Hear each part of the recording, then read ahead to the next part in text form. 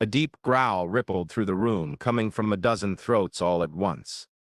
Master Chief Brick reeled back, his hand flying to the pistol on his hip.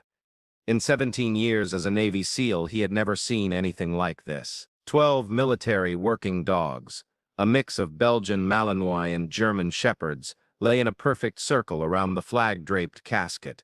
Not one of them stirred. No command worked. "Get them out of there!" Lieutenant Commander Cyrus yelled, his voice tight with anger. "The memorial service starts in 2 hours. Petty Officer First Class Fletcher, known as the best handler on base, confidently stepped closer. The lead dog, a jet-black Malinois called Phantom, showed its teeth. Fletcher instantly backed away, his face pale. "They won't listen to anyone, sir," he stammered. Brick turned to the woman standing in the room's corner, a small janitor clutching a mop, her eyes cast down. She was there again. "Hey, civilian," Brick barked. "I already told you once. This is a restricted area. Get out now." The woman, whose name tag read Amber, nodded slightly and began to back toward the door. But as she moved, something odd happened. Phantom, the most aggressive dog in the group, lifted its head. Its nose twitched, almost too small to notice. Its tail wagged once, just once. Then it lay back down and continued its watch. No one noticed. No one except Amber. She paused at the doorway, her eyes fixed on the casket where Chief Petty Officer Caleb rested. The husband she still wasn't allowed to mourn. But in the next 20 minutes, everyone in that room would understand just how wrong they had been. The door clicked shut behind her, and Brick focused again on the impossible situation. 12 of the most highly trained military working dogs in all of Special Operations Command had formed an unbreakable wall around their fallen handler's remains. Every attempt had failed. Every order had been ignored.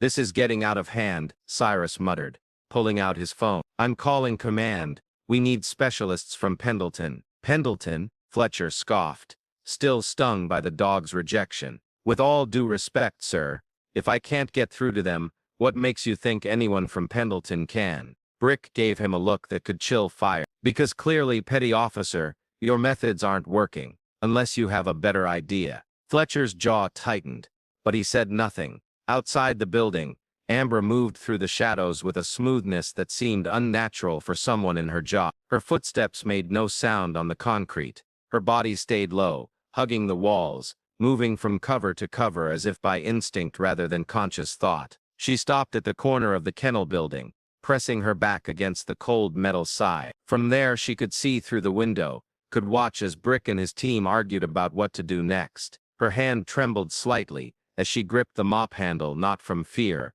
but from holding back. 3 months.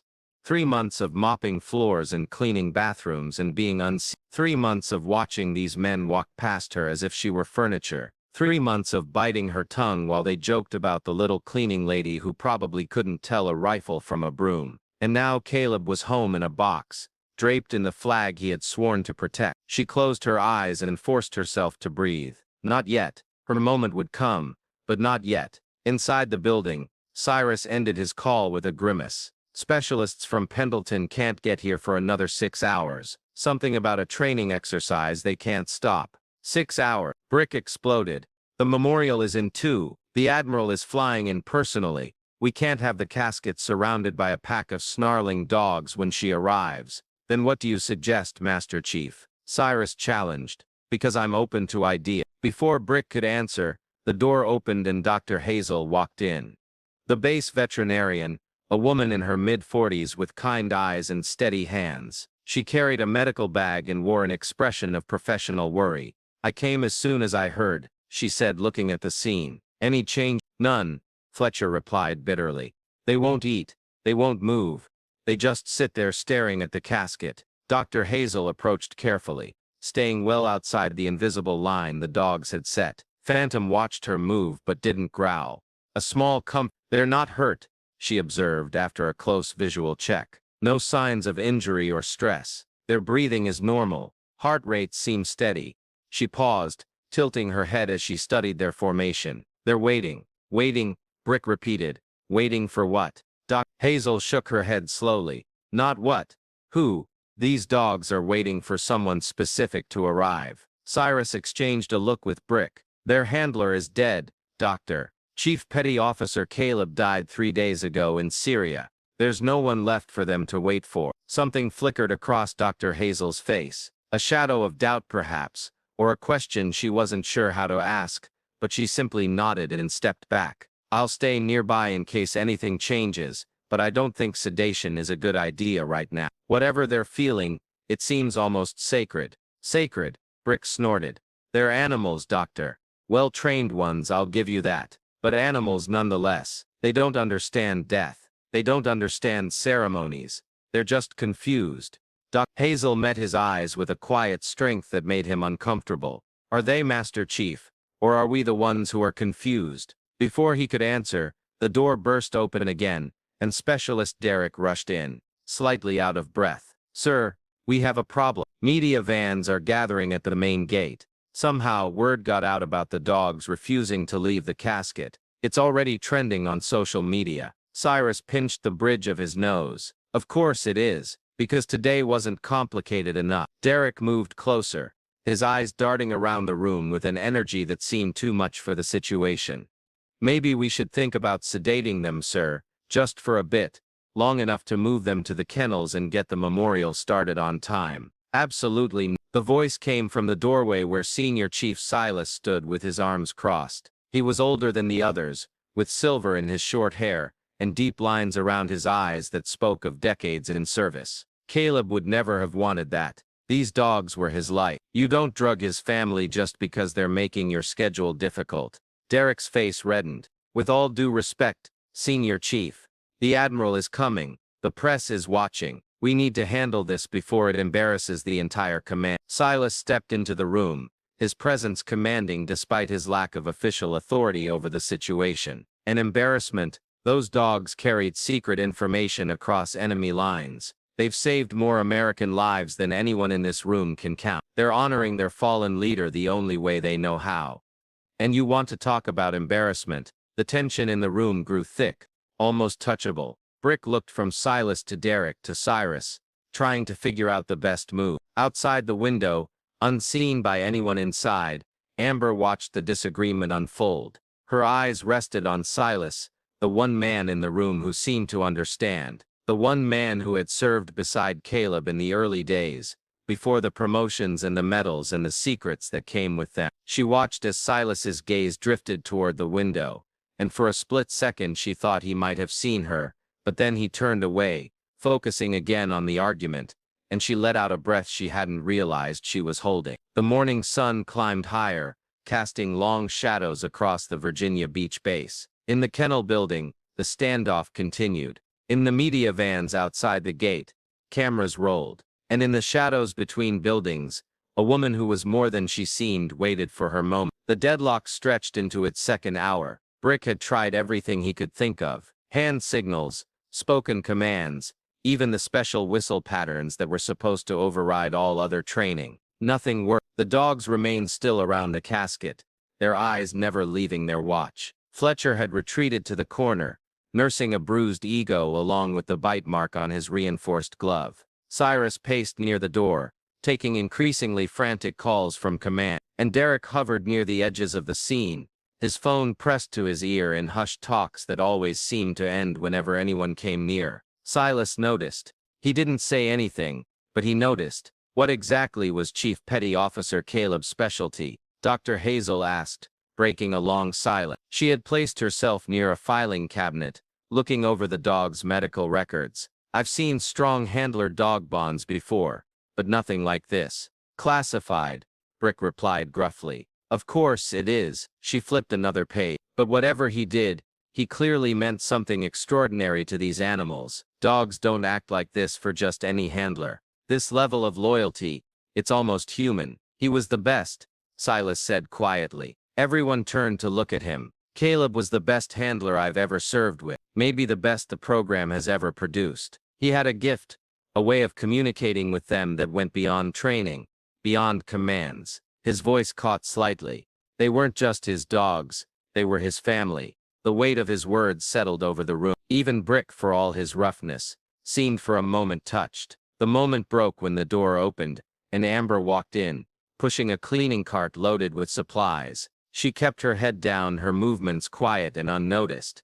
As she began collecting trash from the waste bins near the entrance, Brick's face darkened. "What is it with you? How many times do I have to tell you this is a restricted area?" "I'm sorry, sir," Amber murmured, her voice barely a whisper. "The duty roster said to clean this building by 900. I didn't realize." "The duty roster doesn't override security rules. Civilian." Brick took a step toward her, and something in his stance made everyone in the room tense. "I don't know what you're up to, but I've seen you lurking around here too many times for it to be a coincidence. Who are you really? Who sent you?" Amber's hand froze on the trash bag she was holding. For a brief moment, so brief that anyone watching might have imagined it, something flickered in her eyes, something sharp and dangerous that didn't match her humble posture. Then it was gone, replaced by the mask of the unseen worker. "I'm no one, sir," she said softly. "Just the cleaning lady." "Brick." Silas's voice cut through the tension. "Leave her alone. Her job doesn't include being in restricted areas during a security situation." But Brick stepped back, turning his anger elsewhere. "Fine. Finish your trash collection, and get out. And I don't want to see you in this building again until the memorial is over. Understood?" "Yes." Amber moved quickly and efficiently, emptying the remaining bins and loading the bags onto her cart. As she passed the window nearest the dogs, something unexpected happened. Luna, the smallest of the 12, a German shepherd with unusual amber eyes, lifted her head and looked directly at Amber. Her tail, which had been still for hours, gave a single almost unnoticeable wag beneath her body. No one saw it except Dr. Hazel, who frowned slightly but said nothing. Amber paused for the briefest moment, her back to the room. Her hand tightened on the cart handle until her knuckles went white. Then she continued toward the door, pushing her cleaning supplies into the hallway and out of sight. In the silence that followed her leaving, Phantom shifted slightly. It was the first movement any of the dogs had made in over an hour. He turned his massive head toward the door Amber had just used, his ears pricked forward as if listening for something only he could hear. Then he settled back into position, and the watch continued. Cyrus's phone rang again. He answered it with a weariness that suggested he already knew what was coming. "Yes, Admiral. I understand, Admiral. We're doing everything we can, Admiral." A long pause. "She's on her way here personally?" "Yes, ma'am. We'll be ready." He ended the call and turned to face the room with the look of a man who had just been told his execution date. "Admiral Fiona is en route. She'll be here within the hour, and she expects this situation to be resolved before the memorial begins." "How exactly are we supposed to do that?" Fletcher demanded. "We've tried everything." "Then try something we haven't tried." Cyrus grabbed his hat and headed for the door. "I need to brief the security team. Brick, you're in charge here. Make it happen." The door slammed behind him, leaving Brick alone with a room full of anxious people and 12 uncooperative dogs. Silas moved to the window, staring out at the base. In the distance he could see the cleaning cart being pushed toward the mess hall, the small figure behind it almost disappearing in the morning glare. Something about the way she moved bothered him. It was too smooth, too practiced, like every step was planned for maximum efficiency and minimum visibility. He had seen that kind of movement before, in trained operatives, in professionals taught to blend into any setting and appear only when they chose to be seen. But that was silly. She was just a janitor. Her background check would have flagged anything unusual, wouldn't? His thoughts were broken by Derek, who had sidled up beside him with a secretive air. "Senior Chief, can I speak with you privately for a moment?" "Speak." Derek glanced around, lowering his voice. "Don't you think it's strange? That woman keeps showing up in restricted areas, always at the wrong time, always watching." He leaned closer. "What if she did something to the dogs, poisoned them or drugged them somehow? It would explain why they're acting so weird." Silas turned to face him fully, his expression blank. "You think a 100-pound cleaning lady somehow managed to drug 12 highly trained military working dogs without anyone noticing? Dogs that would attack any stranger who got within 10 feet of them. I'm just saying, Senior Chief, it's suspicious." "A lot of things are suspicious, Specialist." Silas's eyes held Derek's for a long, uncomfortable moment. "The question is, which suspicions are worth following, and which ones are just distractions?" Before Derek could answer, Silas walked away, leaving the younger man standing alone by the window with a look of frustration and something else. Something that if Silas had been watching more closely, he might have recognized as fear. The clock on the wall moved toward 9:30. Outside, the media presence grew. Inside, the dogs maintained their silent watch. And somewhere in the maze of buildings that made up Naval Amphibious Base, Little Creek, Amber emptied trash cans and mopped floors and waited. Just as she had waited for 3 months. Just as she would wait a little longer. The hour passed in a haze of failed attempts and rising pressure. Brick had ordered Fletcher to try one more time, and the result had been predictably awful. Reaper, a battle-hardened Malinois with 3 confirmed enemy kills to his name, had lunged at the handler with enough force to knock him off his feet. Only the intervention of Odin, who had grabbed Reaper's collar in his jaws and held him back, prevented serious injury. "That's it," Fletcher gasped, scrambling backward on his hands and knees. "I'm done. I'm not getting killed trying to move a bunch of heartbroken dogs." Even Brick couldn't argue with that logic. He stood at the edge of the room, arms crossed, his mind racing through options that were quickly disappearing. At exactly 10 Helgen, the door opened and Master Sergeant Raymond walked in. He was a compact man with the weathered face of someone who had spent decades in the field, and his chest bore enough ribbons to cover a small wall. Behind him came 2 junior handlers, both carrying special equipment. "Command said you needed expert." Raymond looked at the scene with professional distance. 20 years in the military working dog program. I've seen everything from combat shock to handler changes. This, he gestured at the circle of dogs. This I've never seen. Brick felt a flicker of hope. "Can you fix it? Let's find out." Raymond spent the next 20 minutes observing, taking notes, and sometimes murmuring commands in a voice too low for anyone else to hear. He approached from different angles, testing reactions. He tried food rewards, toy stimulation, even a recorded voice sample from Caleb's training session. Nothing worked. Finally, he stepped back, shaking his head slowly. "They're not responding to any normal methods. It's like they've entered some kind of protective trance. They know their handler is gone, and they've decided to guard his body until..." He trailed off, unsure. "Until what?" Brick demanded. Raymond met his eyes with a strange expression. "Until whoever they're waiting for arrives. Everyone they could possibly be waiting for is already here." Brick exploded. "Their handler is dead. There's no one else. Then I can't help you." Raymond gathered his equipment and signaled his team toward the door. "My professional advice is to leave them alone. Eventually exhaustion and hunger will force them to move. But forcing the issue now, you'll end up with injured personnel and traumatized dogs. Neither outcome is worth the risk." He was halfway out the door when Odin, the largest of the 12, a German shepherd who weighed close to 100 pounds, stood up. Everyone froze.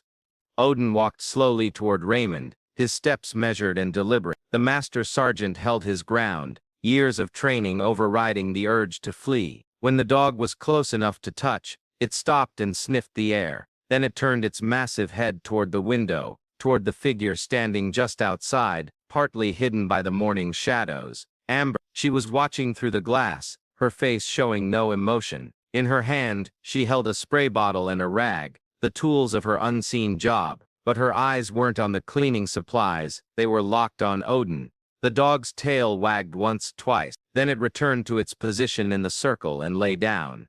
"What was that about?" Raymond muttered, following Odin's gaze to the window, but Amber was already gone, having melted back into the shadows with the speed of smoke in the wind. "The janitor," Brick growled. "She's been lurking around all morning. I've told her 3 times to stay out of restricted areas." Raymond's brow furrowed. "Janitor, you have civilian cleaning staff with access to military working dog facilities. She's cleared for basic maintenance. Background check came back clean. 3 months on staff with no issues until..." Brick paused. A new thought forming. "Until today. Interesting." Raymond glanced at the window one more time, then shrugged and continued toward the door. "Whatever's happening here, Master Chief, it's beyond my expertise. Good luck." The door closed behind him and Brick was left with fewer options and less time than before. At 10:45 the convoy arrived. 3 black SUVs rolled through the main gate, flags flying from the lead vehicle. Security personnel snapped to attention, media cameras turned to capture the moment, and inside the kennel building, Every uniformed member unconsciously straightened their posture. Admiral Fiona stepped out of the center vehicle with the practiced grace of someone who had spent a lifetime commanding respect. She was a tall woman in her late 50s, with silver-streaked hair pulled back in a regulation bun and eyes that missed nothing. Her uniform bore 4 stars on each shoulder, the weight of an entire fleet concentrated in metal and cloth. Cyrus met her at the entrance, saluting sharp. "Admiral, welcome to Little Creek. I apologize for the circumstances, but save it, Commander." Her voice was sharp, but not unkind. "Brief me on the situation." As they walked toward the building where the standoff continued, Cyrus explained everything that had happened since the previous evening: the dog's refusal, the failed attempts to move them, the arrival and departure of the Pendleton specialists, the media attention that threatened to turn a private tragedy into a public show. Fiona listened without interrupting, her expression revealing nothing. When they reached the building, she paused at the door. "Everyone except Senior Chief Silas, Master Chief Brick, and Dr. Hazel, clear the room. I want to assess this privately." The order was obeyed without question. Within 30 seconds, only the designated personnel remained, along with the 12 dogs who had not moved since their circle had formed. Fiona walked slowly around the edge, studying each dog in turn. She paused longest at Phantom, whose dark eyes tracked her movement with an intelligence that seemed almost human. "These are Ghost Unit dogs," she said finally. It wasn't a question. Brick blinked. "Ma'am, Ghost Unit is the unofficial name for our most valuable dog team. Dogs trained for missions that never officially happened in places that don't officially exist." Her voice carried a weight of knowledge that made the others uncomfortable. Chief Petty Officer Caleb wasn't just their handler, he was their father. He raised most of them from puppies. "We're aware of his service record, Admiral," Silas said carefully, "but we still don't understand why they won't let anyone near the casket." Fiona turned to face him, and something in her expression changed. A crack in the Admiral's mask that showed something more personal beneath. "They're waiting, Senior Chief," just as the other specialist said. "The question is, who are they waiting for?" She walked to the window and stared out at the base. Her eyes swept across the buildings, the pathways, the distant figures moving through their daily routines. Then her gaze had locked onto something, someone near the mess hall entrance, a small figure pushing a cleaning cart, a woman with brown hair and ordinary features, and a name tag that read, Amber. "Commander Cyrus," Fiona said quietly, not turning from the window. "Yes, Admiral. I want a complete personnel file on every civilian contractor who has accessed this facility in the past 6 months. Specifically, I want to know everything about your janitorial staff." Cyrus frowned. "Is there something specific I should be looking for, ma'am?" Fiona watched as Amber disappeared into the mess hall, becoming unseen once more. "Just get me the files, all of them, and do it quietly." Brick and Silas exchanged glances, but said nothing. The Admiral clearly knew something they didn't, something she wasn't ready to Outside, the morning continued its steady march toward noon. The memorial was set for less than 3 hours remained to solve a situation that had already defeated every expert they had called upon. And somewhere in the mess hall, a woman, who wasn't quite a janitor, emptied trash cans and wiped down tables and waited for the moment that would change everything. Noon arrived without a solution. Brick had retreated to the far corner of the room, exhausted from hours of failed attempts and growing frustration. Fletcher sat slumped in a chair near the door, alternating between checking his phone and casting resentful glances at the dogs who had made him look foolish. Derek hovered near Cyrus, offering suggestions that grew increasingly desperate as time ran short. Only Silas remained calm. He stood by the window where the Admiral had stood earlier, watching the base with an expression of quiet thought. "Something's not right," he murmured, half to himself. Hazel looked up from her notes. "What do you mean?" "Caleb and I served together for 6 years before he moved to the Ghost Unit. We stayed in touch, birthday cards, Christmas messages, the occasional beer when our duties lined up." Silas's brow furrowed. He mentioned her once, just once, said he had met someone who understood the work in a way no one else could. Someone who spoke the same language, literally and figuratively. Met someone, a girlfriend, more than that, a partner. Silas turned from the window, but when I asked about her later, he changed the subject, said some things were classified even between friends. Dr. Hazel's medical training kicked in, searching for relevant details. Do you think this partner might be the person the dogs are waiting for? I don't know, but Caleb was a man who kept his secrets close. And those dogs, he gestured at the circle, they were trained to follow commands from exactly two people. Caleb was one. The question is, who was the other? Before anyone could answer, the door opened and Admiral Fiona returned. Behind her, Cyrus carried a tablet loaded with personnel files. His face had gone pale. Clear the room, Fiona ordered. Everyone except Senior Chief Silas. Now this story is getting intense, isn't it? If you're on the edge of your seat right now, hit that like button, and leave a comment telling us what you think Amber's secret really is.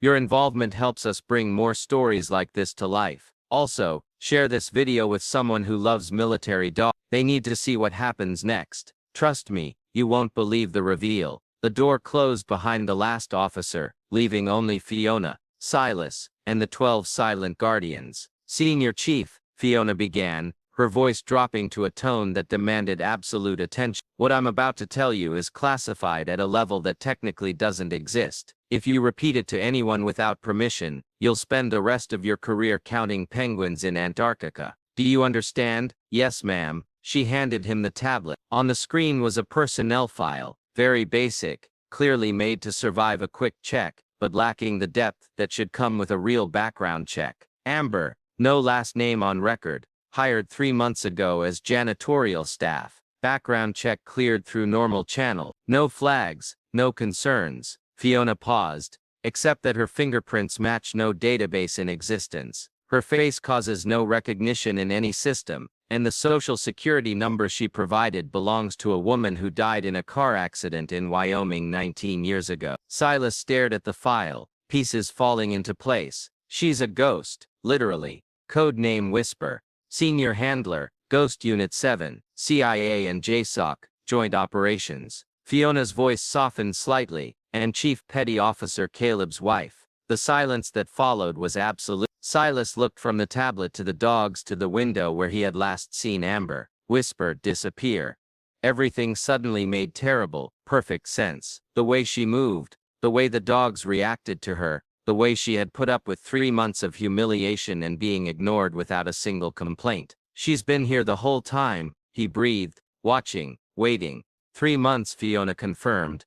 Ever since Caleb's mission went wrong, she requested personal leave from her unit, made up a civilian identity, and placed herself into this facility without any of us knowing. She paused, and for the first time something like pain crossed her face. She wasn't just mourning her husband, Senior Chief. She was investigating his death. Investigating. The official report said he was killed in action. The official report is a convenient lie. Fiona moved to the casket, standing at the edge of the dog's perimeter. Phantom watched her but didn't growl. Caleb wasn't killed by enemy fighter. He was executed. Someone in his own unit put a bullet in his head while he was sleeping. Silas felt the blood drain from his face. Friendly fire, murder, and Whisper knows it. That's why she's here. That's why she took a job mopping floors and cleaning bathrooms so she could watch everyone who had access to Caleb's mission files. So she could figure out who betrayed him and why. Does she have any leads? Fiona's expression hardened. Get her, bring her here. It's time we stopped pretending and started talking. Silas moved toward the door, then paused. Admiral, how do I convince her to come? If she's been hiding her identity for 3 months, she's not going to trust. Tell her Phantom is waiting. Fiona's voice carried a weight of certainty. Tell her it's time to come home. Silas found Amber in the storage closet behind the mess hall, organizing cleaning supplies with the robotic precision of someone whose mind was very far away. She didn't look up when he entered, but he noticed the subtle change in her posture, the slight tightening of muscles, the repositioning of feet for perfect balance, ready to fight or run at any moment. Phantom is waiting, he said quietly. Her hands froze on the bottle she was holding. For a long moment, she didn't move. Then, slowly, she turned to face him. The mask was gone. The humble janitor with downcast eyes had vanished, replaced by something far more dangerous. Her gaze was sharp, evaluating, calculating threats and escape routes with the speed of a combat vet. Who told you? Her voice was different now, lower, steadier, carrying the authority of someone used to giving orders. Admiral Fiona. She's waiting for you in the kennel building. Amber Whisper studied him for a long moment, Then she nodded once and set down her supply. The dogs, they haven't moved. Not an inch. They've been waiting for you since the casket arrived. Something flickered across her face. Pain maybe, or a grief so deep it had no proper name. Then the mask slid back into place, and she strode past him toward the door. Then let's not keep them waiting any longer. They walked in silence across the base, drawing curious glances from personnel who had never given the quiet janitor a second look. Now something had changed. The woman who walked beside Senior Chief Silas moved with a predator's grace, her eyes scanning every corner, every shadow, every potential danger. By the time they reached the kennel building, a small crowd had gathered outside. Word had spread through the base that something important was about to happen. Brick stood near the entrance, his expression caught between suspicion and confusion. Silas, what's going on? Why is she? Stand aside, Master Chief. Silas's voice carried an authority that made Brick step back without thinking. Admiral's orders. They entered the building together. Fiona stood near the casket, waiting. Dr. Hazel remained in her corner, watching with barely hidden curiosity. And the dogs came alive. Phantom was the first to move, his head snapped up, ears perking forward, tail beginning a slow, uncertain wag. Then Luna, then Reaper, one by one, like a chain reaction. Every dog in the circle turned to face the woman who had just entered. Amber stopped walking. For a moment, nothing happened. 12 dogs stared at her. She stared back at them. The silence stretched until it seemed the walls themselves were holding their breath. Then Phantom stood up. He walked toward her slowly, deliberately, his massive body moving with a grace that hid his side. When he reached her, he sat at her feet and looked up, not with the blank obedience of a trained animal, but with something far more profound.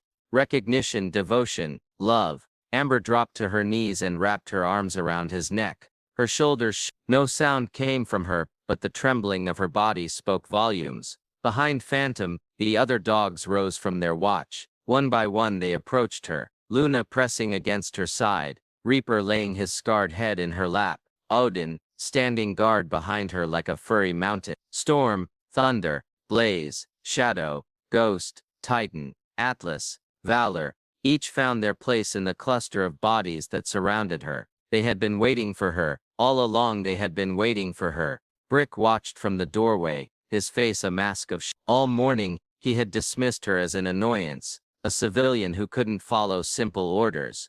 He had threatened her, laughed at her, treated her like something beneath his notice. And all along she had been. Who is she? He breathed. Admiral Fiona turned to face him, and for the first time since arriving, she allowed a small, sad smile to cross her face. She's the reason those dogs are the best in the world, Master Chief. She trained every single one of them from the day they were born. The Admiral paused, letting the weight of her next words sink in. And she's Chief Petty Officer Caleb's wife. The color drained from Brick's face. His wife? Codename, Whisper, Senior Handler, Ghost Unit 7, one of the most decorated operatives in a unit that technically doesn't exist. Fiona watched as the dogs crowded around their true master. She's been working as your janitor for 3 months, and none of you had any idea. In the center of the room, Amber finally lifted her head. Her eyes were red, but her voice was steady when she spoke. They wouldn't leave him, she said softly, addressing no one in particular. They knew I would come. They knew I would need to say goodbye. Her hand stroked Phantom's head absently. Caleb trained them to protect what matters most. And to them, I was what mattered most. So, they wait. Silas stepped forward, his voice gentle. Whisper, Amber, we need to talk about what happened in Syria. I know. She rose to her feet, the dogs adjusting their positions around her like a living shield. I know who killed him. I've known for 2 weeks. The silence that followed was deafening. Fiona stepped closer, her eyes sharp. Who? Before Amber could answer, the door burst open, and Derek rushed in, slightly out of breath. Admiral, I apologize for the interruption, but command needs to speak with you urgently about. He stopped mid-sentence. His eyes had found Amber standing in the center of the room, surrounded by dogs that had spent all morning refusing every command he and the others had given. Dogs that now watched him, with an intensity that made his blood run cold. Phantom growled. It was a low sound, almost too deep to hear, but it carried a promise of violence that filled the room like smoke. Beside him, Reaper rose to his feet, lips pulled back from teeth that had torn through enemy fighters. Derek took a step backward, his face paling. What's happened? Why are they looking at me like that? Amber's voice was ice. Because they know, specialist. They've always known. Known what? I don't understand. You were the last person to see Caleb alive. She moved toward him and the dogs moved with her. A wave of fur and muscle and barely contained fury. You were supposed to be on watch that night. You were supposed to have his back. I did. There was an attack. There was no attack. Amber's voice dropped to a whisper that was somehow more terrifying than any shout. The base logs show no enemy contact that night. The security feeds show you leaving Caleb's quarters at 02:17, exactly 43 minutes before his body was discovered. She stopped barely a foot away from him, her eyes boring into his. And the ballistics report that was supposed to be classified. The bullet that killed my husband came from an American weapon. Your weapon. Derek's face twisted. First in denial, then in something far uglier. You can't prove that. The ballistics report was destroyed. I retrieved a copy from the evidence locker in Langley before it was destroyed. Amber's hand dipped into her pocket and produced a small flash drive along with the communication logs showing your messages with a contact you referred to only as handler. 12 messages over 4 months, detailed mission reports, intelligence on Caleb's activities, and a final confirmation received the day before he died. Asset compromised. Eliminate. The room had gone completely still. Derek's eyes darted around looking for escape routes that didn't exist. Silas had moved to block the door. Brick, despite his earlier dislike for Amber, had positioned himself to cut off any exit through the windows. Even Dr. Hazel had risen from her corner, her kind eyes now hard with understanding. You're insane, Derek snarled, dropping all pretense. You have no authority here. You're just a janitor. I'm the woman whose husband you murdered. Amber stepped even closer, and Phantom matched her movement, his growl growing louder. I'm the handler who trained every dog in this room to recognize threat. And right now, specialist, you are the biggest threat in their world. Derek's hand moved toward his sidearm. He never made it. Reaper was faster. The dog hit him like a missile. 100 pounds of trained fury, driving him to the ground before his fingers could even touch his weapon. But Reaper didn't bite. He simply pinned, holding Derek still with the controlled precision of a dog who had been trained to capture, not kill. Good boy, Amber said softly. Silas moved in, taking Derek's weapon and restraining his hands with professional skill. Specialist Derek, you are being detained pending investigation for the murder of Chief Petty Officer Caleb and suspected spying against the United States military. You can't do this. Derek struggled against his restraints. You don't understand. There are people above me, people you can't touch. Caleb found something he shouldn't have found, and they'll save it for the interrogation. Admiral Fiona's voice cut through his protests like a knife. Commander Cyrus. The door opened and Cyrus appeared, flanked by 2 military police officers. His face showed shock at the scene before him. Derek on the ground, held in place by a dog and a pair of senior enlisted men, while a woman he had known only as a janitor stood at the center of it all. Admiral, take Specialist Derek into custody. Maximum security protocol. No contact with anyone until I personally authorize it. Yes, ma'am. Cyrus gestured to the MPs who hauled Derek to his feet and began escorting him toward the door. As he passed Amber, Derek turned his head and spat one final angry statement. You think this is over? You think arresting me changes anything? Caleb was getting too close to something huge. Something that goes all the way to the top. They'll never let the truth come out, and they'll never let you live to tell it. Reaper snarled and the MPs quickened their pace, practically dragging Derek through the door before the dog could follow through on his clear intent. Silence returned to the room. Amber stood motionless, surrounded by her dogs, staring at the door through which her husband's killer had just disappeared. Her face showed nothing. No triumph, no relief, no satisfaction. Only the hollow emptiness of a grief that would never fully heal. Fiona approached her carefully, whisper, "My name is Amber." Her voice was quiet but firm. "I'm not Whisper anymore. I'm not an operative. I'm just a woman who lost her husband and spent 3 months pretending to be invisible so I could find out why. You could have come to us. You could have trusted the system. The system had Derek in it. Amber finally turned to face the Admiral, and the weight of 3 months of isolation and deception showed in her eyes. The system let my husband's killer walk free while I mopped floors 10 feet away from the evidence locker. The system would have buried this just like it buried everything else. Caleb discovered. Fiona had no response to that. Brick stepped forward hesitantly, his earlier arrogance replaced by something like shame. Ma'am, Amber, I owe you an apology. The way I treated you. You treated me exactly the way I needed to be treated, Master Chief. Amber's voice held no bitterness. I needed to be invisible. I needed to be dismissed. If you had treated me with respect, someone might have started asking questions about why the janitor was getting special treatment. Fletcher emerged from the corner where he had been standing frozen since the confrontation began. You trained all of them, every dog in this room from the day they opened their eyes. For the first time, something like warmth entered Amber's voice. Caleb and I built this program together. He was the front man, the face that attended briefings and received medals. I was the shadow, the one who did the work no one was supposed to know about. That's why they wouldn't listen to me. Fletcher realized they were never trained to respond to standard command. They respond to commands in 7 languages, none of them English. Amber allowed herself a small, sad smile. We trained them to be impossible to capture, impossible to turn. Even if an enemy learned their commands, the accent would be wrong, the phrasing would be wrong. They would know the difference. Dr. Hazel stepped forward, professional curiosity overcoming her shock. The bond, I observed.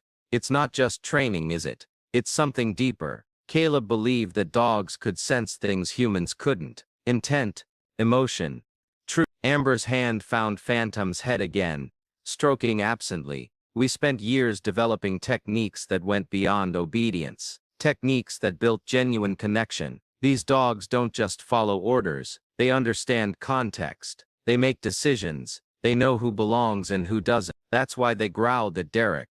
Silas murmured. Even before you arrived, they knew something was wrong with him. They've known from the beginning. Dogs can smell lies. They can read tiny expressions humans don't even know they're making. Derek has been walking past these kennels for 18 months, and every single time, they've reacted to him with suspicion. Amber's voice hardened.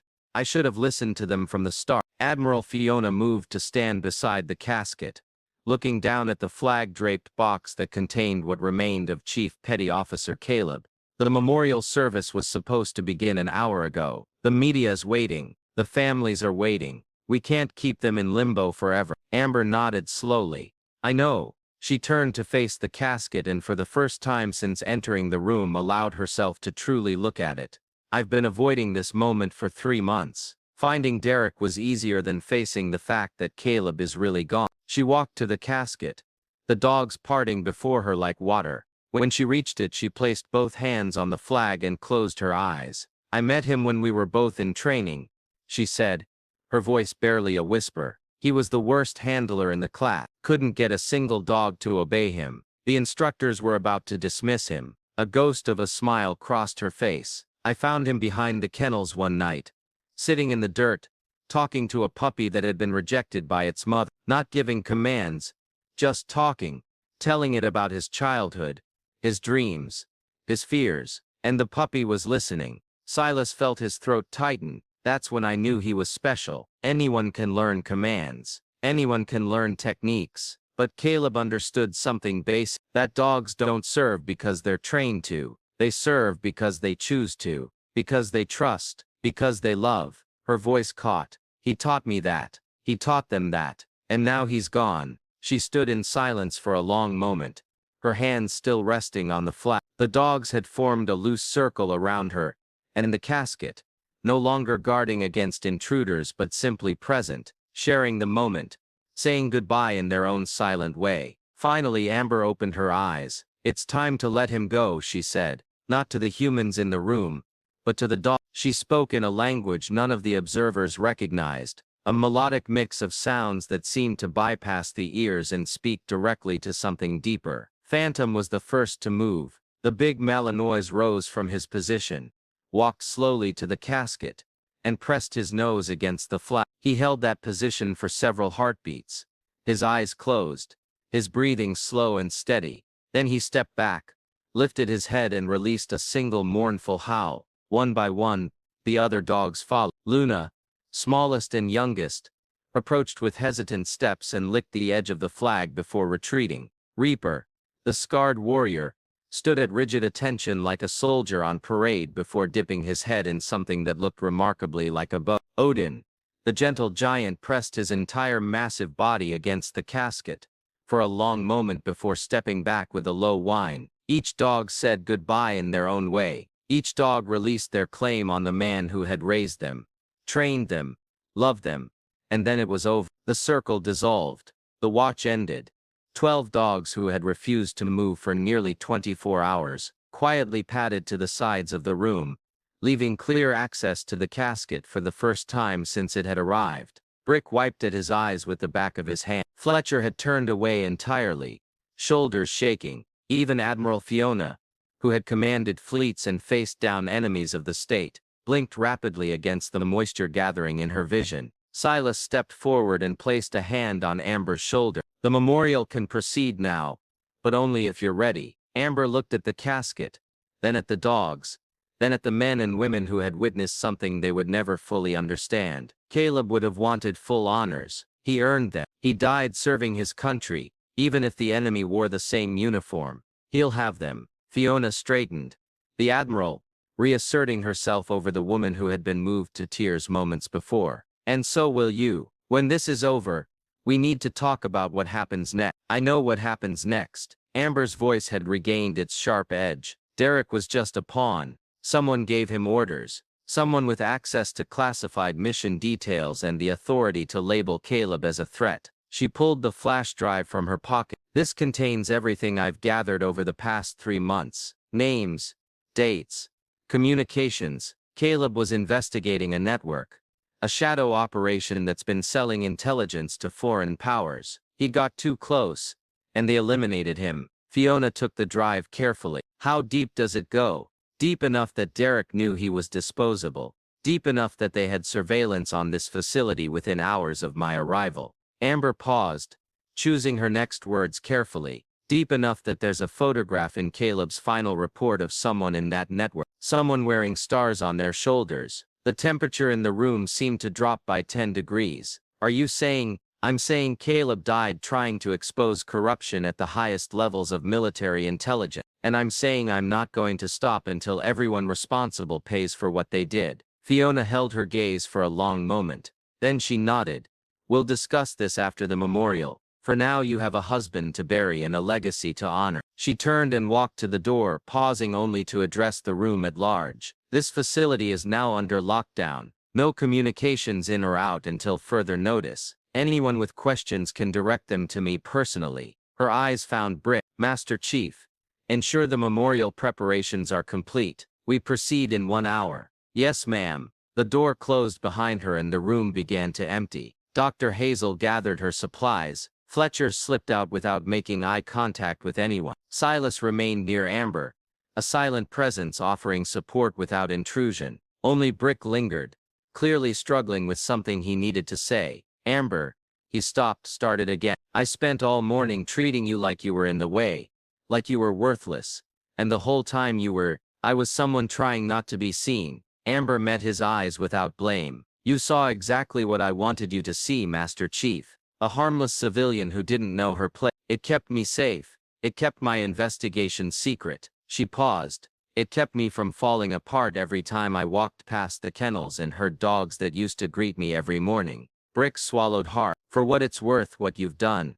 Staying here for 3 months. Putting up with everything. That takes a kind of strength most people can't even imagine. Caleb would have been proud. For the first time, Amber's careful control cracked. Her eyes glistened, and she had to look away before the tears could fall. Thank you, Master Chief. Now if you'll excuse me, I need to prepare for my husband's funeral. She walked toward the door, Phantom falling into step beside her without being asked. The other dogs watched her go but didn't follow, an unspoken understanding that their watch was complete, and their master's wife needed time alone. At the doorway she paused and turned back. Master Chief. Yes, after the memorial. After the investigation, after all of this is over, she looked at the kennels where the remaining dogs had gathered, pressed against the bars to watch her leave. Take care of them. They're the best soldiers you'll ever command. Before he could respond, she was gone. Silas moved to stand beside Brick, both men staring at the empty doorway. That woman just solved a murder that an entire military intelligence department tried to bury, and she did it while mopping floors and taking orders from people who didn't know she existed. Brick shook his head slowly. I've met generals with less back. Those dogs knew, Silas said quietly. The whole time they knew who she was and what she was doing. That's why they guarded the casket. They weren't just protecting Caleb. They were keeping watch until she was ready. Ready for what? Silas turned to look at him with eyes that held decades of hard-won wisdom. Ready to say goodbye. Ready to stop pretending. Ready to become Whisper one more time and finish what her husband started. The memorial service began at 14's hour, 1 hour later than scheduled. The delay was blamed on logistical problems, and no one outside the immediate command structure would ever know the real reason. Amber stood at the front of the assembled crowd, wearing a black dress she had retrieved from a storage locker off base, her real clothes, kept hidden for this exact moment. At her side, Phantom sat perfectly still, his leash held loosely in her hand. The other 11 dogs were placed throughout the ceremony area, each handled by a member of the K9 unit who had volunteered when word spread about what had happened in the kennel building. They stood at attention like furry honor guards, their eyes never leaving the flag-draped casket at the center of the event. Admiral Fiona delivered the eulogy personally. She spoke of Caleb's service, his dedication, his sacrifice. She spoke of the dogs he had trained and the lives they had saved. She did not speak of the investigation that was already unfolding in secure facilities throughout Virginia, Maryland, and Washington, D.C. Some truths were for another time. When the folded flag was presented, it was Fiona who placed it in Amber's hands. The Admiral's eyes met hers with an understanding that needed no words. This isn't over. We'll find them all. The rifles fired their salute. The bugle played its mournful call, and somewhere in a holding cell beneath the base, Specialist Derek listened to the distant sounds of honor being paid to the man he had murdered. As the crowd left and the casket was prepared for transport to its final resting place, Silas found Amber standing alone at the edge of the cemetery. Phantom remained at her side, his dark eyes watchful, even in this moment of quiet grief. He's the one who taught me about loyalty, she said without turning around. Not the word, the real thing, the kind that doesn't ask for anything in return, the kind that stays even when it hurts. She looked down at Phantom. That's why I could never have trained these dogs without him. He showed me what true devotion looked like. Silas stood in respectful silence, understanding that she needed to speak more than she needed comfort. I was already a handler when we met, good at my job, efficient, professional. She shook her head, but I was missing something, the connection, the thing that turns obedience into trust. Caleb showed me how to find it, not by demanding more but by giving more, by being worthy of the loyalty I was asking for. He sounds like an exceptional man. He was, and now I have to find the people who took him from me. Amber turned to face him, and the vulnerable widow of moments ago had been replaced by something harder, something dangerous. Derek was receiving orders from someone with significant operational authority, someone who could access mission planning, reassign personnel and bury evidence. That's not a lone actor, that's a network. The Admiral is already working on it. The flash drive you provided contains only part of the picture. Amber reached into her dress pocket and pulled out a small notebook. Leather-bound, worn from use. This is Caleb's personal notes. Names he didn't want in any electronic system. Observations he made about personnel he suspected. A timeline of intelligence leaks that he traced back to their source. Silas took the notebook carefully. Why didn't you give this to the Admiral with the... Because Caleb believed the corruption went higher than anyone wanted to admit. And until I know exactly how high, I don't know who I can trust. She paused, considering her next words. I trust you, Senior Chief. Caleb trusted you. That's why I'm giving you that notebook instead of putting it in official channels. What do you want me to do with it?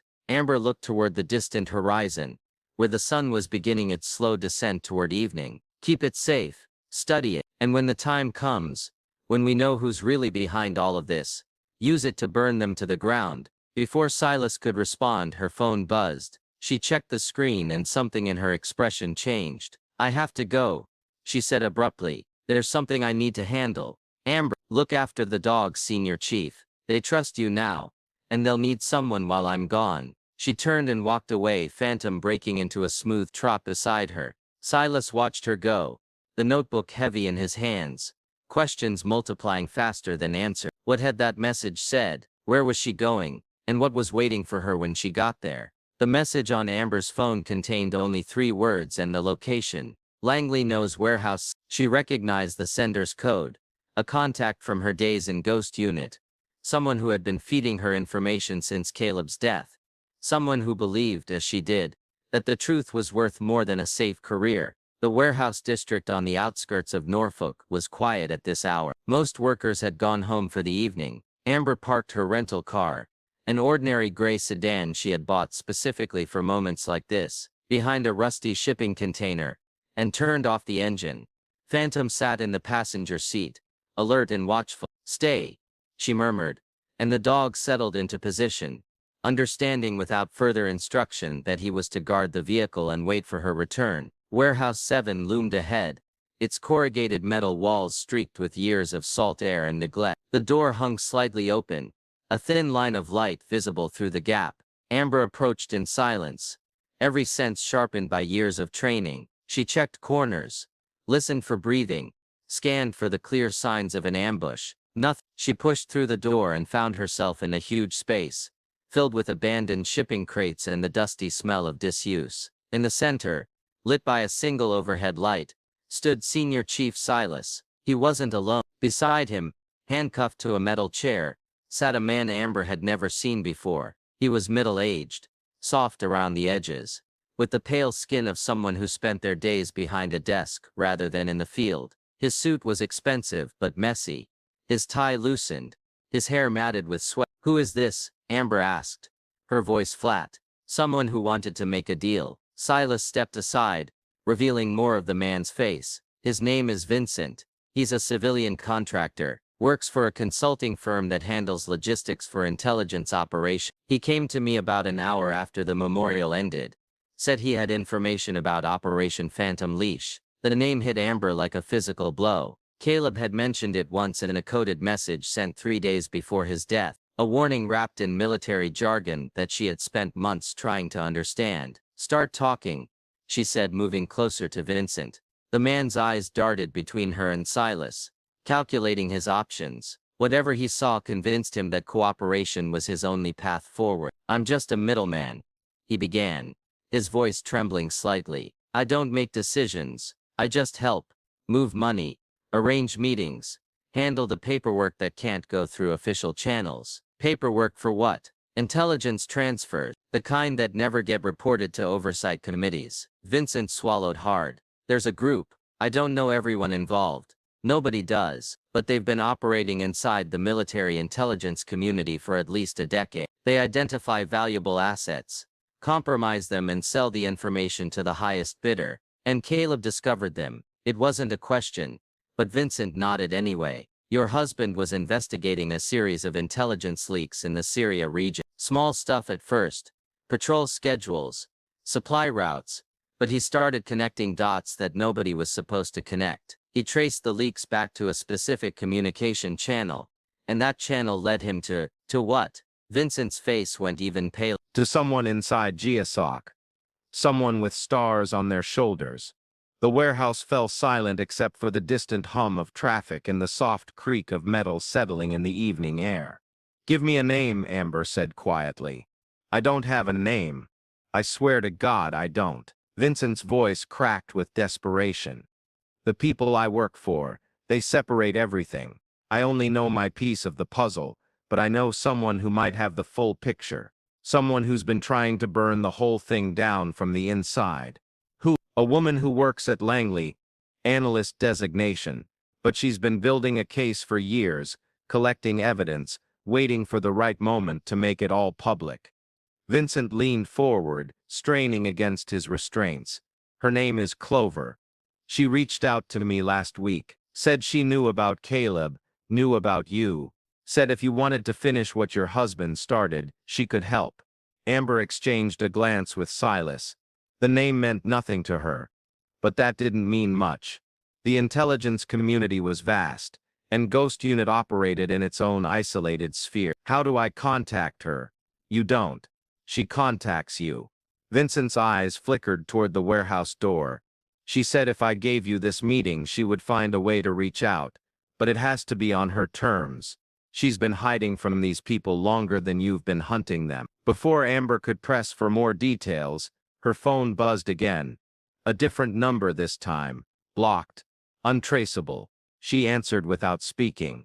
Whisper. The voice on the other end was female, calm, and carried the precise way of speaking of someone trained to be understood clearly in any situation. I hear you've been looking for answers. I have some, but this isn't a conversation for phones or warehouses. Come to the address I'm sending you. Come alone and come prepared to learn things that will change everything you think you know about your husband's death. The line went dead. A moment later, a text arrived with coordinates that Amber recognized. A secure location in rural Virginia used by intelligence agencies for unofficial meetings and the kind of conversations that never made it into official records. I have to go, she said. Silas stepped forward. Not alone. This could be a trap. It could also be my only chance to find out who really killed Caleb. Amber looked at Vincent, still tied to his chair. What do we do with him? I'll handle it. We have questions that need answers, and he's going to provide them. Silas's voice carried a steel that reminded Amber why Caleb had trusted him above almost everyone else. But Amber, be careful. Whoever these people are, they've already killed to protect their secrets. They won't hesitate to kill again. She nodded once, then turned and walked toward the door. Phantom would be waiting. The road ahead was dark and uncertain, but for the first time since Caleb's death, she felt like she was moving forward instead of just surviving. The ride took 3 hours. Amber pushed the sedan through winding back roads that grew increasingly isolated as she left the populated areas behind. The coordinates led to a farmhouse at the end of a gravel track, surrounded by fields that had long since been abandoned. No neighbors for miles, no witnesses for whatever was about to happen. Phantom had remained silent throughout the journey, his presence a comfort in the darkness. When she finally pulled up to the farmhouse and turned off the engine, he turned to look at her with those intelligent eyes that seemed to understand far more than any dog should. Guard the car, she said softly. If I'm not back in 1 hour, go to silence. The Malinois settled into position, his gaze never leaving her. As she stepped out of the vehicle and approached the farmhouse door, it opened before she could knock. The woman standing in the doorway was younger than Amber had expected, mid-30s at most, with sharp features and the kind of watchful intensity that marked someone who had spent years looking over their shoulder. Her dark hair was pulled back in a practical ponytail, and she wore civilian clothes that did nothing to hide the tension in her body. You came alone, Clover observed. Good. Come in. The farmhouse interior was plain but useful. A table covered in documents, multiple laptop computers showing encrypted feeds, and a wall map marked with pins and connecting strings that formed a web of conspiracy spanning multiple continents. Amber took it all in with a single glance. You've been busy for 7 years. Clover moved to the table and began organizing papers. That's how long I've known about Operation Phantom Leash. 7 years of collecting evidence, building connections, and watching good people die because they got too close to the truth. What is Phantom Leash? Clover paused, her hands freezing on a thick folder. It started as a legitimate intelligence operation, a program to place assets in foreign military structures and gather information. Standard spy work, nothing unusual. But somewhere along the way, the people running it realized they were sitting on a gold mine. They started selling the intelligence to anyone who would pay. Russian billionaires, Chinese government agents, Saudi princes, even some buyers in our own country who wanted information on their rivals or enemies. Clover's voice was bitter. They built a shadow network inside our own intelligence community, and they've been operating freely for over a decade. Amber moved closer to the wall map, studying the connections. And Caleb found out. Your husband was one of the few people with both the clearance and the integrity to pose a real threat to them. His canine teams were being sent to regions where Phantom Leash was most active. and he started noticing inconsistencies. Missions that went wrong at suspicious times, targets that seemed to know they were coming. Handlers who died under circumstances that didn't make sense. He was investigating from the inside. Clover nodded. He contacted me about 6 months ago, after he traced a leak back to someone in his own chain of command. We started sharing information, building a case. He was supposed to deliver the final piece of evidence, the documents that would identify the leadership of Phantom Leash, on the day he died. Amber's heart clenched. He never made it. No, they got to him first. Clover pulled a photograph from her folder and placed it on the table. This is the last image captured by base security cameras before Caleb's death. Look at the timestamp. The photo showed a hallway in what appeared to be a forward operating base. Walking through the frame was a figure in military uniform, face partly hidden by shadow, but clearly heading toward the quarters where Caleb had been killed. The timestamp read 02:13. 4 minutes before Derek had been captured on camera leaving Caleb's room. There were 2 of them, Amber breathed. Derek was the shooter, but he had help. Someone who disabled the security protocols. Someone who made sure there would be no witness. Clover tapped the photograph. Someone who outranked everyone else on that base by a considerable margin. Amber studied the figure in the image, trying to make out identifying features. The uniform was wrong for an enlisted soldier. Too many decorations, too much insignia. This was an officer, a senior officer. Who is it? I don't know yet. The image quality isn't good enough for facial recognition, and whoever it is has been very careful to stay out of official records. Clover pulled out another document. But I do know this. There's a meeting scheduled for tomorrow night. The leadership of Phantom Leash gathering in one location to discuss damage control after Derek's arrest. Where? A private estate in Northern Virginia. Heavy security. Invitation only. Clover met her eyes. I can get you in, but once you're inside you'll be on your own. If something goes wrong there will be no extraction, no backup, no one to save you. Amber thought of Caleb, lying in his coffin while 12 dogs refused to leave his side. She thought of the 3 months she had spent mopping floors and enduring disrespect, all for this moment. She thought of the promise she had made at his grave, that she would find everyone responsible and make them answer for what they had done. Tell me what I need to know. The briefing lasted 3 hours. Clover walked her through everything, the layout of the estate, the security rules, the identities of known attendees. She provided equipment, documents, and a fake identity that would stand up to a quick check. By the time they finished, dawn was breaking over the Virginia hills, and Amber had a plan. One last thing. Clover handed her a small device, a recorder no larger than a button.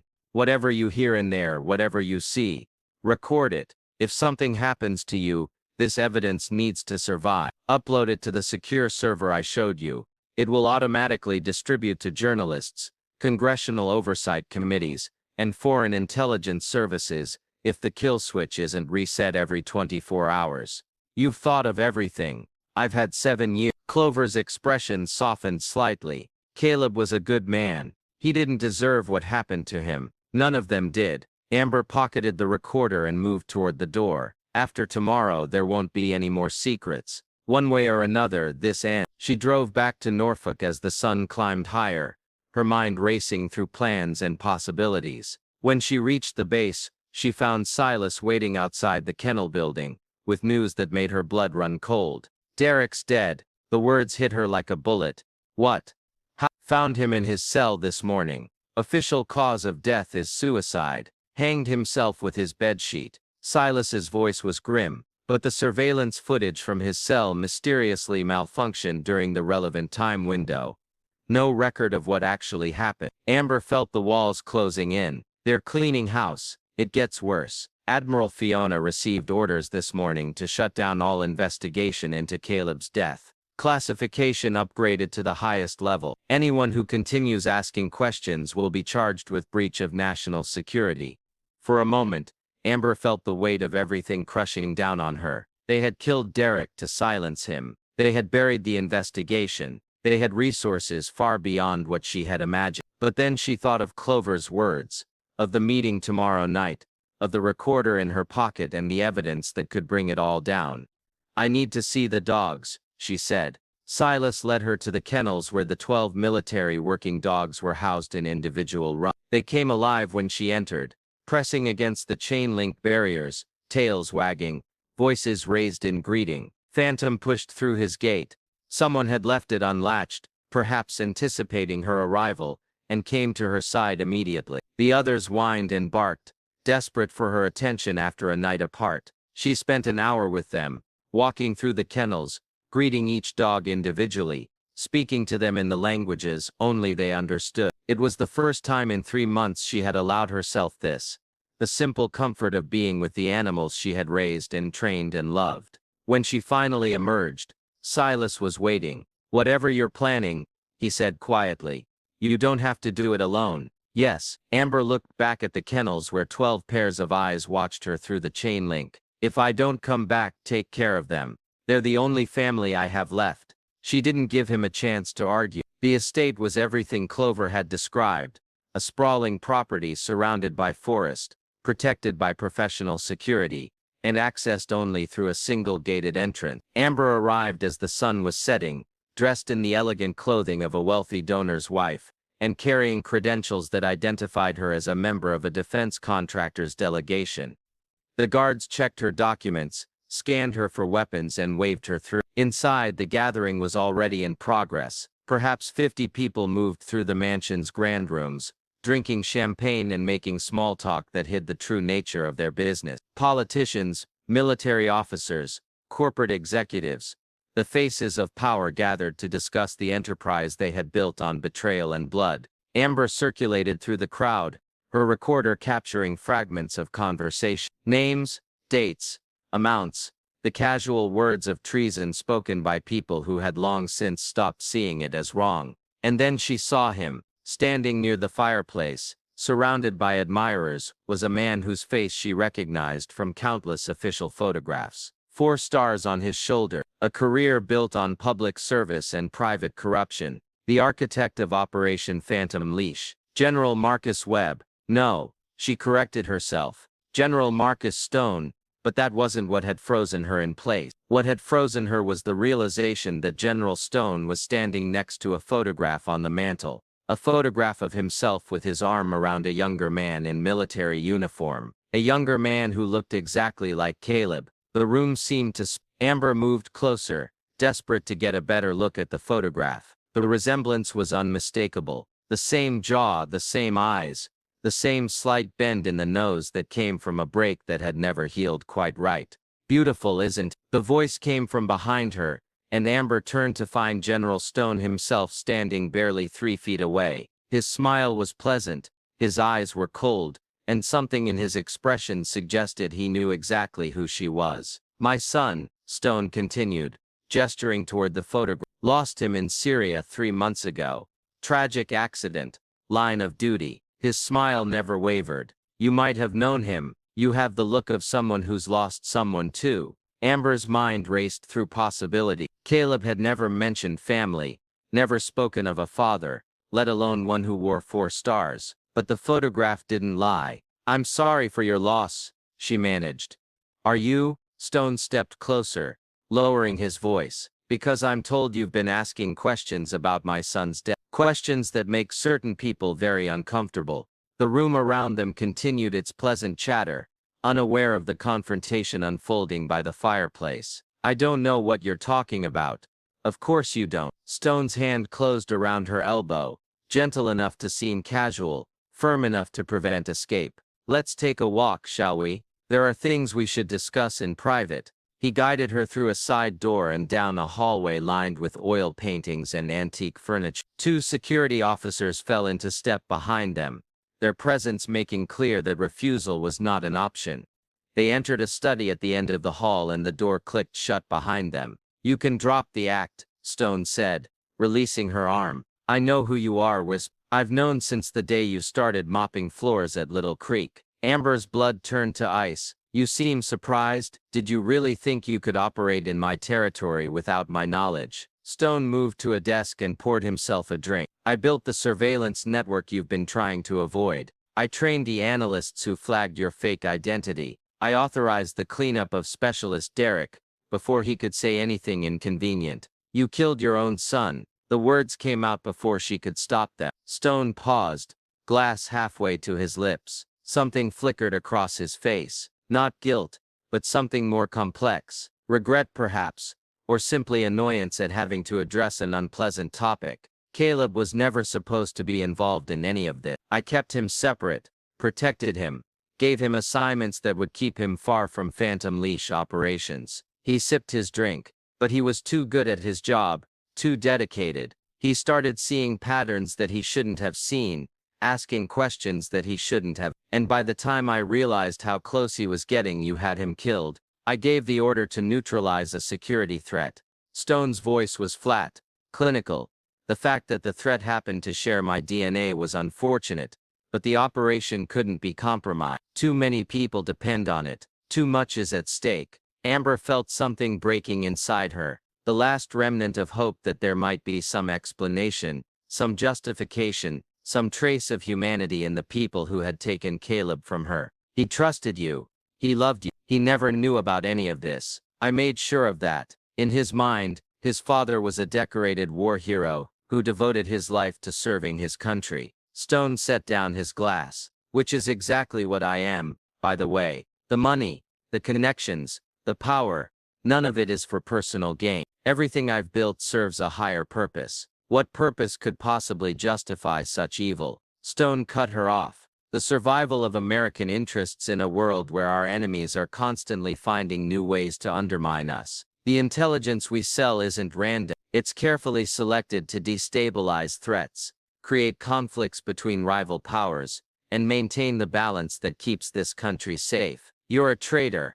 I'm a patriot who understands that the battlefield has changed. Stone moved toward her, and for the first time, something like genuine emotion entered his voice. You think the oversight committees and the congressional hearings, and the journalists, know what's really happening in the world. They're children playing at games they don't understand. People like me, we're the ones who actually keep the lights on. Amber's hand moved slowly toward the recorder in her pocket. She had enough, more than enough, if she could just get this evidence to Clover's secure server. Looking for Stone held up a small device identical to the one Clover had given her, the one she had thought was safely hidden. We've known about Clover for years, allowed her to operate because she was useful. She flushed out other investigators, made them reveal themselves before they could become real threats. He crushed the recorder under his heel, just like she flushed you out. The door behind her opened, and 2 more security officers entered. Amber calculated the odds. 4 against 1 in an enclosed space with no weapons, and no backup. Not good. I could kill you right now, Stone said, conversationally, make you disappear just like I made Derek disappear. No one would ever know what happened. No one would ever find the body.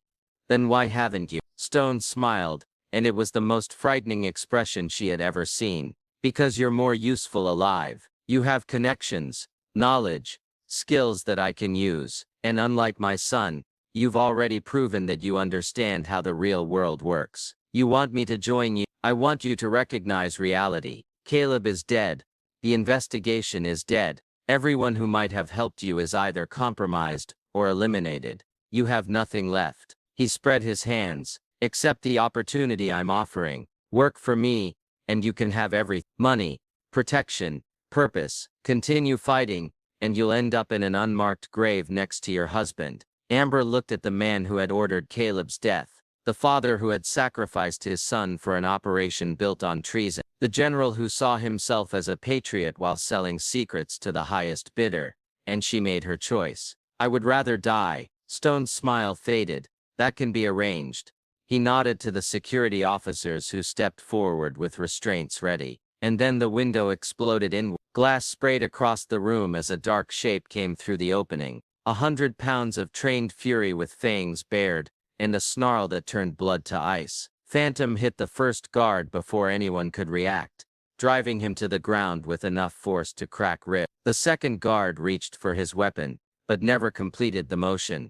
Luna came through a different window, smaller but just as deadly, her teeth finding his wrist before he could draw. More sounds of breaking glass echoed through the mansion. Screams from other rooms, the thunderous bark of military working dogs doing what they had been trained to do. Amber didn't waste time wondering how they had found her. She moved. Her elbow caught Stone in the throat, staggering him. Her knee found his midsection, doubling him over, and her fist connected with his temple just as Reaper came through the door, having somehow gotten past the exterior security. Stone went down hard. Amber grabbed his phone from his pocket, hoping it contained something useful, and ran.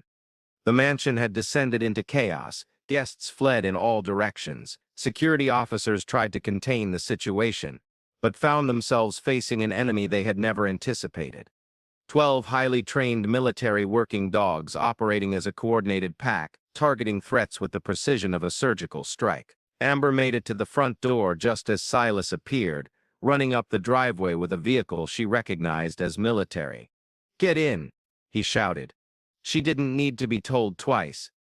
Phantom and Luna broke off their attacks and sprinted toward the vehicle, leaping into the back with practiced grace. The other dogs followed, appearing from windows and doorways, coming together at their escape point with the discipline of soldiers completing a mission.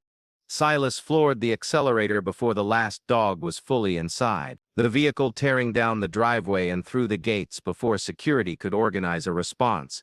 "How?" Amber gasped, struggling to catch her breath. "Phantom." Silas kept his eyes on the road, pushing the vehicle to dangerous speeds. "He tracked you, led the whole pack right to that estate like he knew exactly where you were." "That's impossible. I was 50 miles away." "Tell that to him." Silas jerked his thumb toward the back where Phantom sat with his tongue hanging out, looking absurdly pleased with himself. "Those dogs have always been special.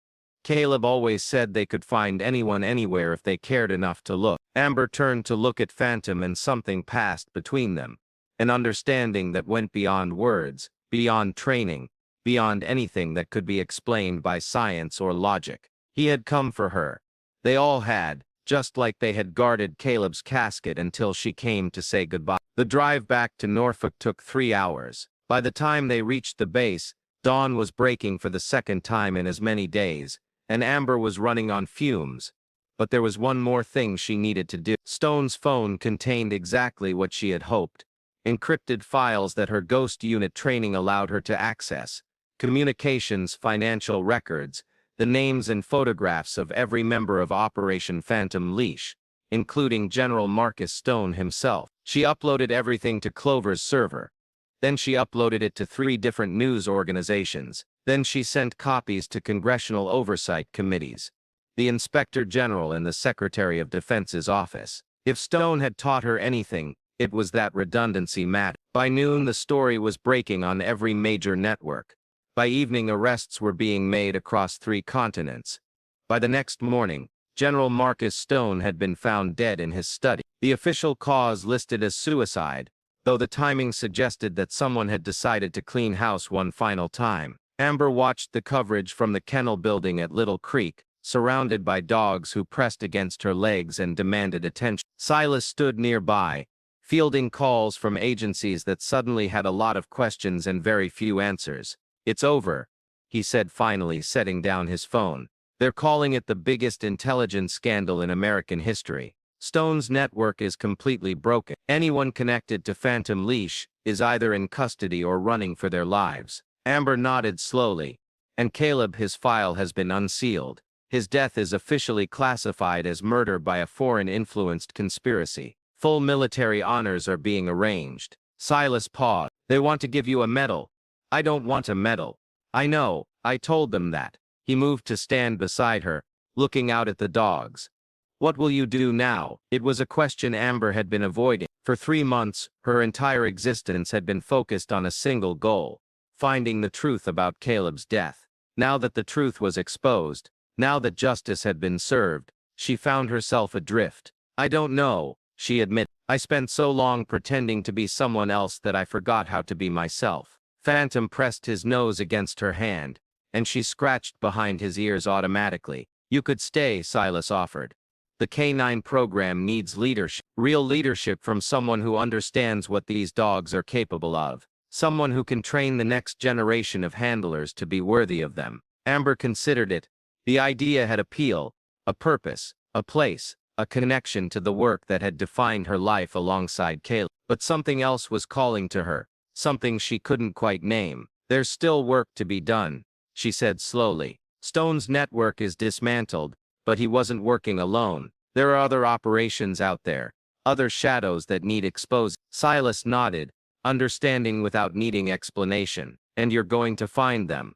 Someone has to." Amber looked at Phantom, at Luna, at the whole pack that had risked everything to save her. "Caleb died trying to make the world a little less corrupt. The least I can do is continue what he started." She stayed for another week, long enough to ensure the dogs were properly settled, long enough to train the handlers who would care for them, long enough to say a proper goodbye. On her last night she walked through the kennels one final time. Each dog received her attention, her affection, her whispered promise that she would return someday. When she reached Phantom's Run, she found the gate already open, Silas having anticipated what she couldn't bring herself to ask. "He's yours," Silas said from the doorway. "Always has been. Caleb would have wanted you to have him." Amber knelt beside the big Malinois, burying her face in his fur. "I can't take him where I'm going. Then he'll wait, just like he waited before." Silas moved to close the gate behind her as she stepped out of the run. "Dogs like him,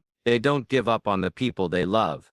However long it takes, he'll be here when you come back." She left at dawn, driving the same gray sedan that had carried her through so much already. The road stretched ahead, empty and uncertain, leading toward whatever came next. Her phone buzzed as she reached the highway. Unknown number, blocked caller ID. She answered, whisper. The voice was male, unfamiliar, and carried the weight of authority. "You've made quite a mess of things. Stone is dead, his network is destroyed." "I'd call that cleaning up a mess, not making one. Stone was one operation among many. You've merely scratched the surface." A pause. "But you've also shown abilities that certain parties find impressive. There are people who would like to meet you, people who share your interest in exposing corruption and holding the powerful accountable. Who are you? Someone who believes that what you've started deserves to continue. Someone who can provide resources, intelligence, and protection that you couldn't access alone." Amber glanced in the rearview mirror. A black SUV had appeared behind her, maintaining a steady distance, close enough to be noticed, far enough to suggest they weren't planning an immediate move. "The SUV behind me, yours. Consider it an escort, a demonstration of good faith." The voice carried something that might have been amusement. "You're valuable, whisper. Too valuable to let wander the world unprotected. The question is whether you want to work with us or continue operating alone. And if I choose alone, then the escort will fall back, and you'll never hear from us again. But the offer will remain open. Whenever you're ready, if you're ever ready, you know how to reach us." The line went dead. Amber drove in silence for several miles, watching the SUV in her mirror. It made no aggressive moves, maintained its respectful distance, and gave every sign of being exactly what the caller had described, an escort rather than a threat. Finally she reached for the glove compartment, and pulled out the file she had taken from Stone's estate. The words on the cover read, "Operation Phantom Leash, classified." Inside were documents she hadn't yet had time to fully examine, references to other operations, other networks, other shadows that still lurked in the hidden corners of power. Tucked between the pages was a photograph. Caleb smiling, his arm around a man whose face had been deliberately hidden. But Amber recognized the background, a location she knew, a place that held secrets yet to be uncovered. There was more work to be done. She pressed the accelerator and the sedan surged forward into the uncertain dawn. Behind her the black SUV followed, and somewhere in her heart, she heard Caleb's voice, gentle, loving, forever present, urging her onward. "Find them all," he seemed to say, "for both of us." The highway stretched ahead, endless, and full of possibility. Amber drove into the light. This story reminds us that true strength never announces itself. Amber spent 3 months mopping floors, enduring mockery, and being treated as invisible, not because she was weak, but because she was strong enough to wait. The most powerful people in any room are often the ones who feel no need to prove it. The loyalty of those 12 dogs teaches us something profound about devotion. They didn't guard Caleb's casket because they were trained to. They guarded it because they loved him. They waited not for commands, but for the one person who shared their grief. In a world obsessed with obedience, They showed us the difference between following orders and honoring bonds. Caleb died fighting corruption from within. Amber continued his mission not with armies or weapons, but with patience, intelligence, and unbreakable resolve. Their story proves that one person, armed with truth and determination, can bring down empires built on lies. The lesson is simple but powerful. Never underestimate the quiet one. Never dismiss someone based on their uniform, their title, or their appearance. The janitor might be a legend. The grieving widow might be a warrior. The dogs who refuse to move might understand something you cannot.